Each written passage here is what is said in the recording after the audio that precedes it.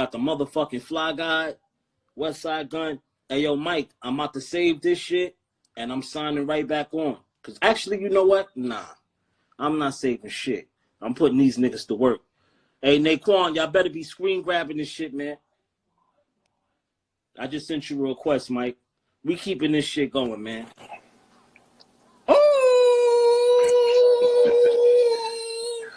What?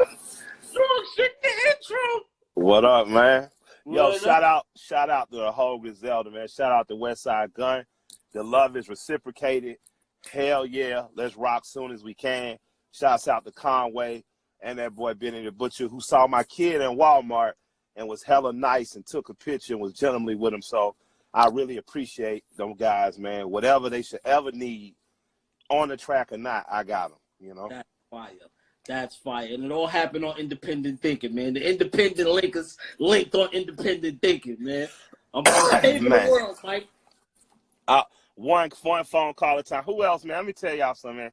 DZA, Trey, and Currency got the best Rolodexes in hip-hop. Like, straight up. Y'all boys got, y'all Rolodexes is envy-worthy. Executives have to call y'all to call other niggas to get them to answer their phone. That's a fact. I remember at one point niggas was calling me to get ASAP Rocky on the phone. Niggas couldn't have no line on Rocky. They was calling me for Rocky. I'm like, I don't manage the nigga. I mean, but not even just on no rap shit. Like I'm a football fan. So Rohan Marley, when Rohan played in the University of Miami, I was a kid. Man, fucking, I jump on the line with Spitter when we was all on the line. This nigga got Rohan on that motherfucker. Like, hey, y'all boys connect. Shout out to Rohan Marley. Yeah, man. But how you doing, brother? Man, I'm good, man. You know, I got this independent thinking thing I'm doing on this on IG. And you know, I'm just linking all my friends, getting them all up here to share some gems and asking cool questions for the independent aspiring artists, A&R producers out there that's, you know, trying to get into this game that we in. And you know, who better to talk independent thinking than motherfucking Killer Mike? So it's a grind. It was on the top of my list. So I'm like, man, I gotta tap in. I gotta tap in with Mike and see what the fuck is going on. I appreciate you. I actually jumped out the booth, man. I'm tightening up some shit. I'll probably be all the way finished tomorrow. But speaking of independent people, I got something. David Banner sent me something to jump on. That's pretty dope. So I'm jumping on that for that brother. Trying to get it tightened up. So after we do this, I'm gonna run back in the booth and try to get it all the way right so I can get in Tip New Studio and kill it all the way, you know? Fine. Yeah, I'm gonna make this fast and painful. No, we good. We good. Yeah. I'm parked outside. I'm parked outside the joint. I'm finna do it. My man Cut Master Swift, Outcast DJ. So I'm man, you know what I mean? Man, you know what I mean? Niggas jump out the booth to come talk to their brothers, man. Hey, you got to, man. All right, so yo, how did you know that new video was fire, by the way? Shout out to you guys. Thank you. You already know I'm a fan of Run the Jewels, been a fan of Run the Jewels. Me and Pete was trying to get that Run the Jewels Don't Smoke Rock thing going. I don't think that's not even a finished thing. That's definitely got to happen. But what was it like working with Primo? And was that the first time y'all worked together? Well, it was. I rapped on a Prime album, like Preem and Royce blessed me. They put me on the track with Royce and Schoolboy. We acted a fool on that shit. So that was a blessing. And I'm from the South, but people have to understand that at one point, you know, New York, LA, and Miami were the three hubs of hip hop. So Atlanta's been highly influenced. So I'm a Gangstar Foundation fan from day one. So Preem, even speaking my name, you know, makes me motherfucking blush like oh my fucking God, it's Primo saying hello to me. So Preem doing the cuts, Greg coming in and actually doing the video, doing his part, and Preem doing the cuts, man. That's just, you know, that's some shit, man. I wish I could go tell the 12-year-old me it's gonna happen. You know what I mean? That's so. I love it. I appreciate Preem, and you know, man, it's like that's to me that's like going to get Miles Davis to play horn on your shit, you know. So I'm just, it's a blessing. That's a fact. How did the Greg Nice hook come about? Well, I mean, of course, we love the record Dwick. We love the bop and the wop of it. It got me doing the wop in the video. That I'm literally a teenager again, and Greg is Greg. We was like, me and L just purists, man. Like we not know, yo, it was better back then. Nah, we like, yo, Greg Nice still got one of the illest voices in hip hop. Let's get Greg. to do his part, and there we go, you know. And that's what we should do. Like hip hop, we're at the point now where we adult enough to make it all the way dope as we always wanted to be. Like, so now, instead of just chopping a Project Pat sample, you can chop the sample and go get Project Pat. You know what I'm saying? Right, Like the same way I was stoned as fuck the other night, and I'm looking at Muddy Waters had a club. If y'all looked at Cadillac Records, everybody go watch that movie. But Muddy Waters is one of the lead characters. He was a bluesman. He got an amazing record called Champagne and Reefer, man. I listen to that shit daily, but he had a club, and the Rolling Stones went in town for a gig, and they fell through the club. And they fell through the club and just jumped on stage with him. And that's what them kind of moments in hip hop we can create right now.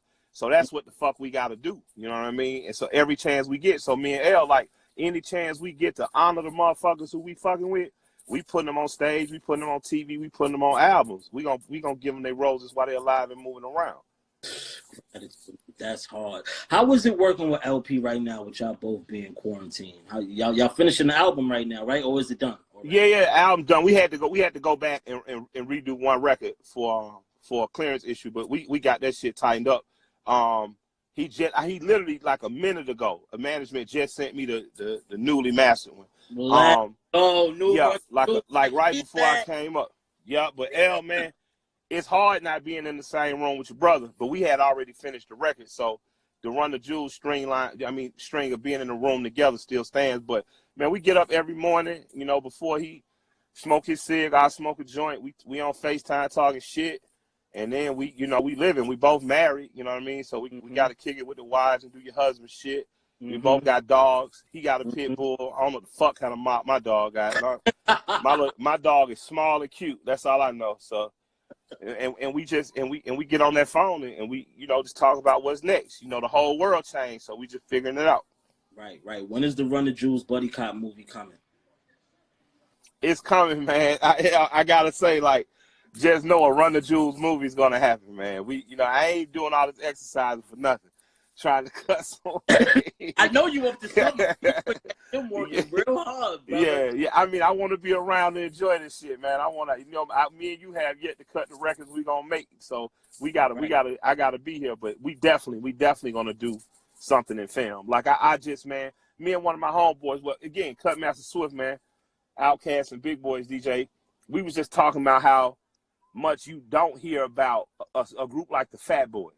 When you think the Fat Boys, you almost think like a niche or a little cliche, the Fat Boys, but them niggas had some jamming records. And beyond jamming records, they was like the first real hip-hop movie stars. Like, get stoned and watch Delirious, that shit is good as any Cheech and Chong movie. It's as good as Half Baked. And so, it's damn near like, if Trading Places is the A in class, Delirious is definitely the fucking B+. You know what I'm saying? So, that's the hype I'm on. So I'm like, yeah, man, we gonna make movies. We gonna do everything you can do while you here, man. Right. Now, before I'm trying to make it fast. That's why I'm fucking. We chilling, man. I got the Godfather big lighters because I knew I was on this interview. All right, good. We good. All right, so you're vocal about your position in politics.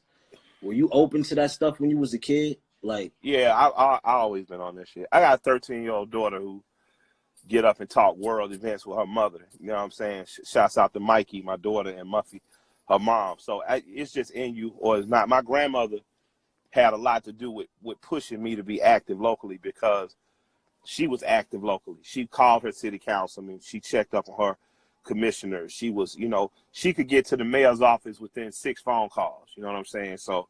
And she was a regular citizen, but she was good to her community, and she knew how to put out a lot of favors and call them. So I can remember times where the city didn't pick up the garbage like they said they would. She had the news in front of our door that evening, and the next day the city was on their job. So I learned that the political process works for you when you pushy about it. So I voted in every election since I graduated high school. I participated. Wow. In local campaigns since I was like 7, 8 years old. And, if Harlem wouldn't have worked during the Harlem Renaissance without the gangsters and the politicians. So that's a fact. Without the Bumpy Johnsons and the Malcolm X's, it would have been very different. And the Adam Clayton Powell. Like, you know what I'm saying? Yeah, if you don't have the whole ecosystem, you ain't got nothing. That's a fact. That's a fact. Right. Fucking. It's been said that the best place to make political change is in the local office. And you said when you might run for the school board. Explain that to folks why it's important to start there than in the bigger office. I mean, because that's what affects you immediately. If you don't like your education system, then the first place you should start is in the actual school. I got a follower that follows me. Her son has dyslexia, and he was having some trouble in the DeKalb County school. She raised so much hell in that school and then to the school board that she got a statewide mandate change because she brought attention to it. You know, I even retweeted a couple times to kind of help out to magnify the message. But that's it, man. Like, you pay these people salaries, you pay taxes to these municipalities. You cannot allow these people to rule over your life, and you paying them. That's a pimp-whore relationship. And that's not what this republic is founded upon, especially if you're a black person in these black cities and you're giving your vote to one party in particular or one candidate in particular. They owe you when they get in office. They don't just owe the people that pay them. And what I mean, the people that pay them are the lobbyists that give them money to run the campaigns. They also owe the people who get off work early or stay up late to make sure that they can get that vote in for them. So make sure that you get something by way of public policy that helps your community be stronger, that helps educate and your children for the next 20 years, that helps give you some of the breaks and incentives that you deserve on ground level to keep your community a solid one that produces strong individuals to replicate said community. That's some real shit. Now, you know, I want to talk about the great Bernie Sanders. How did you meet Bernie Sanders, and what was it about Bernie that made you put your full support behind him? Just very quickly, my full support is behind Sanders, the policy. As a person, I like him. I consider him a friend as a person. We've had friendly conversations. We talk. We kick it on some cool, right? As a person, I like him. But that has nothing to do with my support of him. My support of him was about his policy, because his policy was the closest policy that I had seen to Dr. King's Poor People's Campaign. And being raised in Atlanta, knowing Coretta Scott King, knowing members of the SCLC and being mentored in how to organize with them, knowing members of the NAACP, knowing members of National Action Network, and what these people are doing on the ground, the best candidate in terms of a policy perspective to match their work was Sanders' policy. And that's why I supported him in 2016, and that's why I supported him through him suspending his campaign. And I still support that policy, and that's why I always will. That's the same policy Eugene Debs had 100 years ago. It's the same policy Frederick Douglass supported 120, 130 years ago. So for me, it's a policy thing.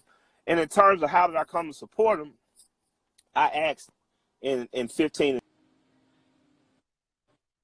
16, and one of them was Rand Paul, who agreed to do one. And for those that don't know, he's a libertarian. So he's not a Democrat or a Republican. Those are people who kind of fundamentally believe in the rights of the Constitution, and that's it, and leave me the fuck alone. My grandfather was of that thinking. And then you had Sanders, who was an independent, which I liked, running as a Democrat, which my grandmother was. So I was familiar with Democrats and their politics over the last 40 years because I've grown up in a household with someone like that as well. Sanders came through and did the interview, and Paul didn't. And after the interview with Sanders, well, we disagreed at the very end. I was like, I'm going to check out a couple more people. A couple more people fell through, and their policy wasn't what I liked. I said, I'm going to stand with the guy. And a big part of the reason I stayed was because a brother named Marcus Teslin Figaro, who's no longer with Sanders, she be giving him hell on Fox News. Shouts out to sis. She don't play no games. She for real about her people, and I love that about her. And Senator Nina Turner out of Ohio, who I see as our modern day Shirley Chisholm, and who black people nationally should be following as a leader. They were helping him to understand us in our community. I trusted them then, I trust them now, and I will in the future also. As all three of those people, even though they hold radically different philosophy sometimes, they are caring and they give a damn about us, and I would gladly follow their leadership anywhere. You know? Real shit. Now I got a fun question for Bernie, right? If Bernie was a rapper, who would he be? Who would Bernie be? Oh man, Rapper. Oh man, I for me, Bernie is like he is the kinetic energy of a red man, but he got the delivery of say a GZA. You know what I'm saying? Like the GZA, one of my favorites. Like, you know what I mean? Liquid Swords. It don't get so, to me, he got that kind of integrity, but he got the, like, when he gets perturbed, a little red man come out at him. It get jerky, you know what I'm saying? like Funk Dr. Spock might slap you, you know what I'm saying? And get back to the bar. So, you know what I mean? To me, man, he's definitely, he ain't nothing goofy about him. It's just pure Northeast, man. And I love the OG for that, man. Right. See, you one of my favorite hustlers, bro. Because for one, you've been in this shit for fucking forever. This is my 17th year. You always find a way to reinvent, and you always find a way to stay current. And you know, I steal a lot of this from you because I admire your style so much and how you always get over the curb that, you know, I have to. It will be, for me to not be a student and not steal some of Killer Mike's swag, I will be a fucking fool. Man, it go back and forth. It's reciprocal, man. Like, steel sharpens steel, man. You know, butter don't sharpen no cutter. So if it weren't for me being partners with people like you, partners like people like Spitter, you know, seeing these young boys sharpen their stones and seeing the ones who came ahead of me still fierce as ever, be it Scarface or Bun, be it G-Rap or AZ, like, if to me, man, you just, hey, we playing ball, man. You got to make sure you practice in the off season. So I appreciate you and I reciprocate. Like, just know, you know what I mean? Like, even you look at this video, I'm like, you know what, man? I got to fly up this time, man. I'm looking at Smoke. That nigga pop up fly, man. I'm looking at my nigga. I'm looking at my nigga Andretti pop up on the niggas with the motherfucking bait. I'm looking at Lambo Vish pop up on their ass and slimming. I say, man, let me throw on this motherfucking low life, man. This Rap Simmons. And let these niggas know, man. You know, so I appreciate the inspiration, man. Always, man. Bro. Yo, so how do you feel about hip hop pioneering this new content medium with IG Live, where everybody, you know, on IG Live trying to utilize it the best way they can? Ain't it amazing how black people do some amazing shit, man? And I say that because I said it. Like, hip hop is beautiful. Tory Lanez, man, I'm so proud of him. That shit MTV did. D Nice, I'm so proud of him. You know, Lil Jon and T-Pain, I'm so proud of them. Like that's my dog. Oh, come on, man. Our culture takes the very scraps and makes beautiful things. We've done it since the very first. That's any people on the bottom. You give kids 2 sticks, a rubber band, and some paper, they're going to make you a slingshot. So I'm proud of us, man. Always. That's a fact. You mentioned T-Pain and Lil Jon, so I see you've been watching the Versus series and all that. Who could fuck with Organized Noise, man? I don't know. Like, because my thing is, I don't take the Versus shit literally. I just be wanting to hear 40 of the dopest records I could hear. Right. So for my shit, I'd be like, man, let me hear Organized. Let me hear an hour of Organizing Hieroglyphics. Let me hear, you know what I'm saying? Just a vibe. And I mean, like, satellites too. So I'm talking about, like, in the Organized section, I'm playing Erica. I'm playing Cass, of course. You know what I'm saying? I'm in the high roll, I'm playing some Dale solo shit. I'm playing that first and second high roll. Like, that's my shit. Like, I want to hear like Alcoholics and Beat Nuts for you two. That's my shit. Like, I don't even call the shit verses. Just give me 2 hours of fun and get me on a vibe. You know what I mean? So that's it with me. Like, let's do it. What's your best advice for any inspiring artist, producer, A&R that's trying to break in the game? What's the best advice that you could give them? Hey, man, just keep at it. Keep at it and just reconfigure. Like, if it don't work, keep at it. And if you need to adjust.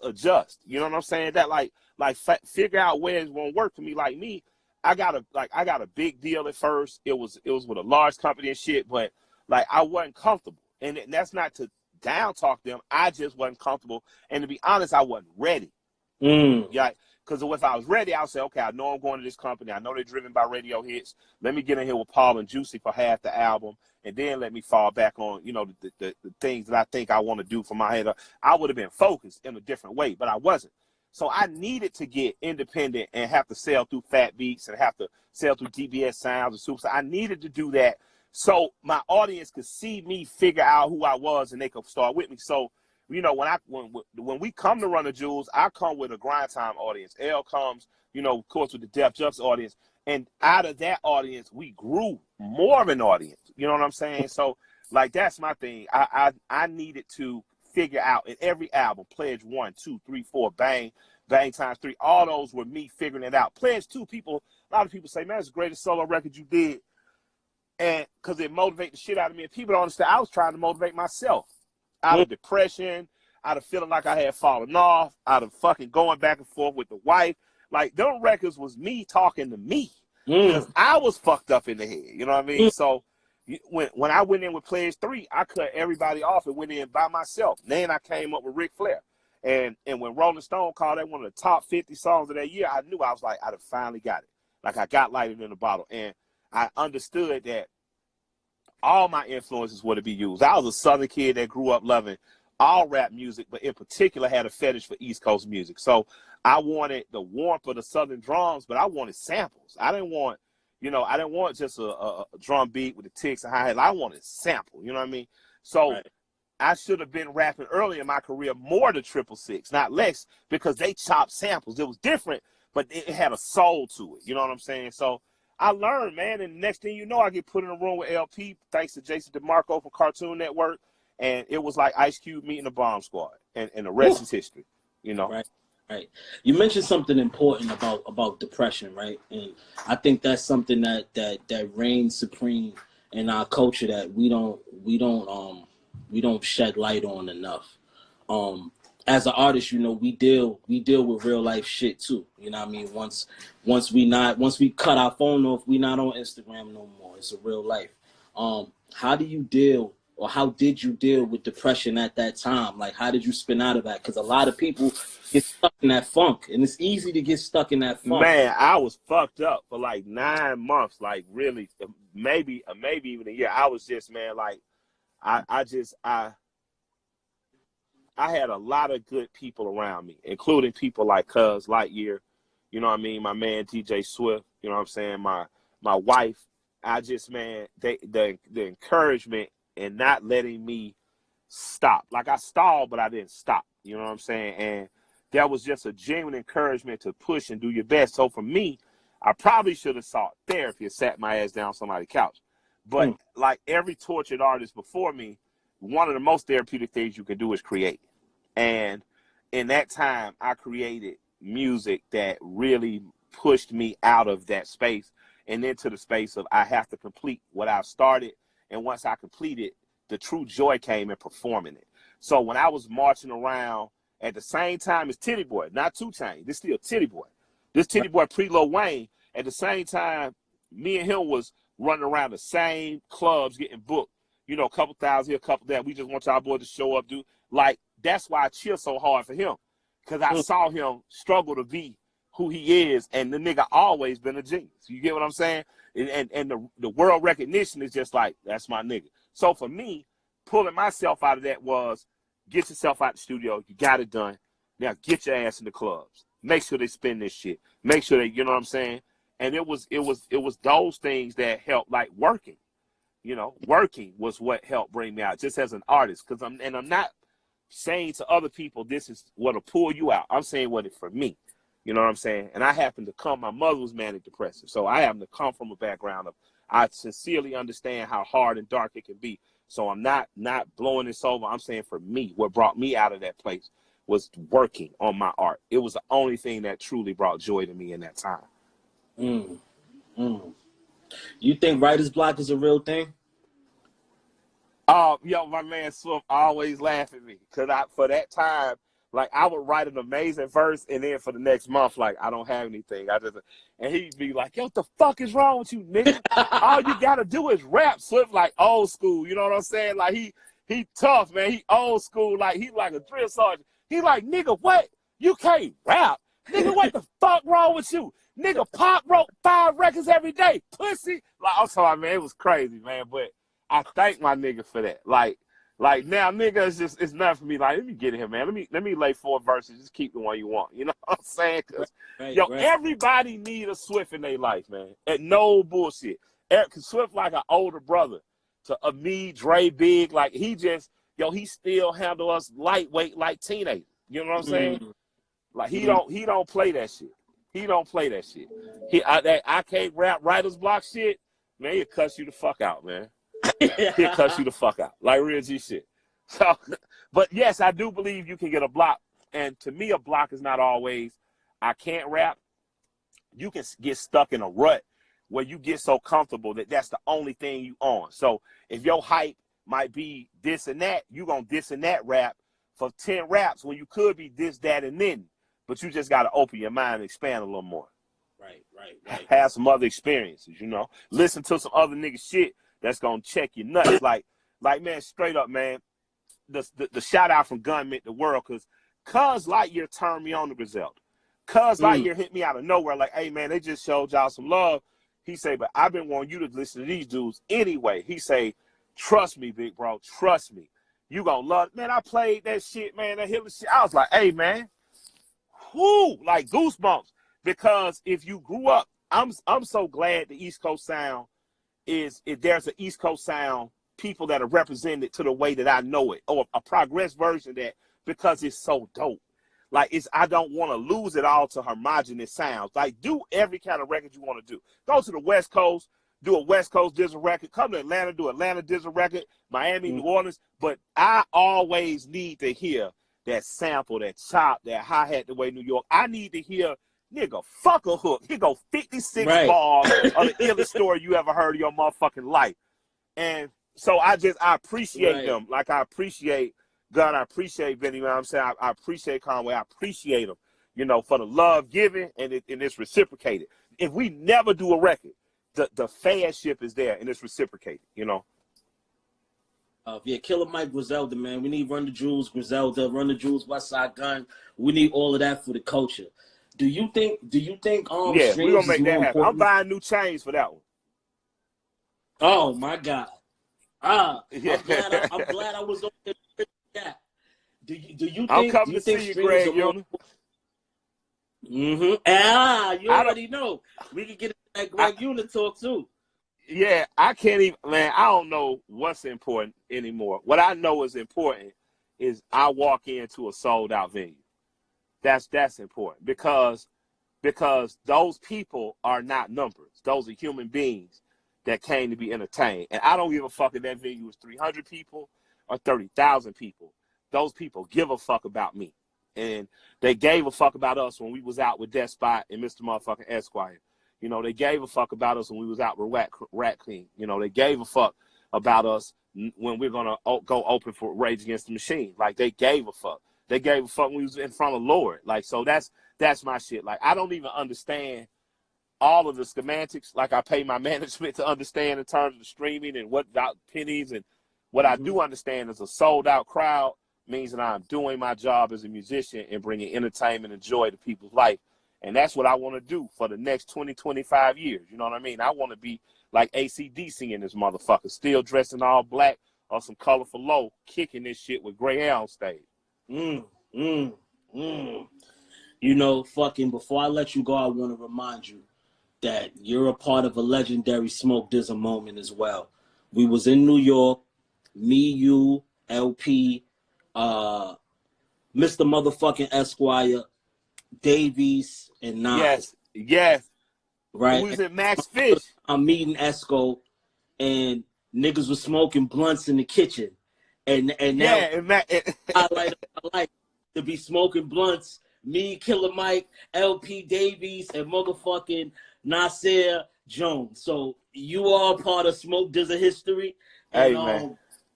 I love you, brother. Thank you for coming on this platform and dropping these gems to the people and us having this good talk. Man. And I'm definitely about to text you a record since I know you in the studio.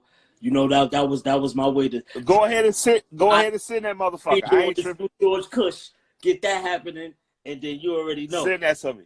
My brother. Send that to me, man. Bro. Man, love and respect, man. Love and respect. Love, Brody. Motherfucking Killer Mike. Yeah, man. Independent thinking, man.